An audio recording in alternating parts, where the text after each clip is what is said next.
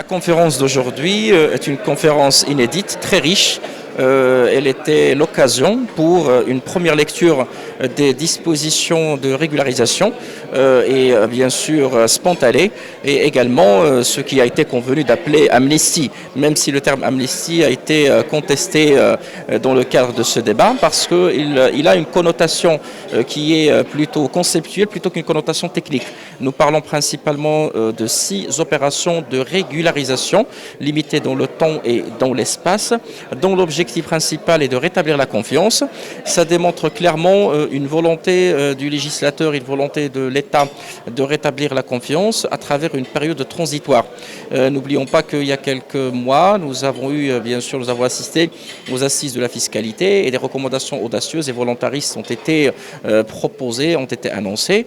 Aujourd'hui, pour toute réforme profonde et réussite, il faut absolument un climat et une terre fertile. Et ces dispositions, bien sûr, devraient préparer l'atmosphère et le climat pour une réforme de fond qui n'est autre bien sûr que la loi 4 qui devrait bien sûr cadrer bien sûr toutes les mesures fiscales. Les mesures de régularisation spontanée de par leur nature sont des mesures qui sont transitoires, exceptionnelles, et nous voyons mal que de telles mesures pourraient être contenues dans une loi 4 qui devrait cadrer bien sûr les réformes fiscales pour les 5 prochaines années. De ce fait-là, bien sûr les conférenciers ont été bien sûr interpellés par le public et se sont bien sûr interagis pour arriver à la conclusion principale qu'aujourd'hui, le mot d'ordre, c'est la confiance. Et qu'il faut absolument remodeler, faire le nécessaire pour que ces réformes, bien sûr, cette réforme bien sûr transitoire et cette période fiscale transitoire puissent réussir. Nous parlons d'une pacification fiscale dans le propre sens du terme. De ce fait-là, le rôle des forces de médiation, nous parlons bien sûr des techniciens, des forces corporatistes, qui ont été cités même dans la loi comme étant une partie prenante, c'est de faire réussir ces dispositions parce que l'expérience passée a démontré que le scepticisme et un problème et un souci de confiance demeurent. Une année est trop courte pour résoudre ce problème. De ce fait-là, tout ce qui pourrait booster bien sûr, cette médiation est la bienvenue. Ça a été cité clairement de par bien sûr les intervenants. J'estime personnellement que c'est un ensemble de mesures de dernière chance qu'il va falloir saisir.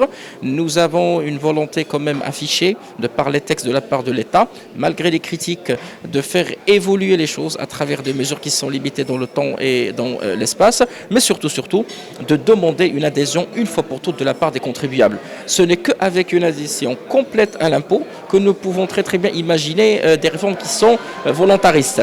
J'ai cité personnellement tout à l'heure un ensemble de chiffres alarmants qui ramène à penser bien sûr que nos finances publiques ne sont pas équilibrées.